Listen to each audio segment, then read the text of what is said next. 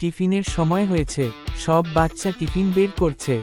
হঠাৎ টিনা চিৎকার করে উঠল, ও মা, আমার টিফিনটা নেই। সবাই অবাক, সকালে টিফিন তো ছিল, কোথায় গেল?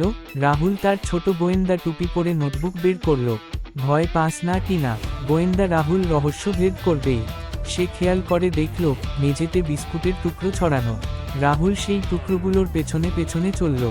সেগুলো ক্লাসরুম থেকে বেরিয়ে করিডোরে গেল। শেষে এসে থামল রামু দাদার ঝাঁটার ঘরের সামনে। রামু দাদা বলল, আমি কিছু নেইনি বাবু, আমি তো শুধু ঝাঁট দিচ্ছিলাম। নেইনি বাবু, আমি তো শুধু ঝাঁট দিচ্ছিলাম। হঠাৎ ওপর থেকে শব্দ এল, বিস্কুট বিস্কুট। উকি দিল মিঠু টিয়া পাখি বসে আছে আলমারির ওপর। তার পাশেই টিনার টিফিন আধ খাওয়া। সবাই হেসে উঠল।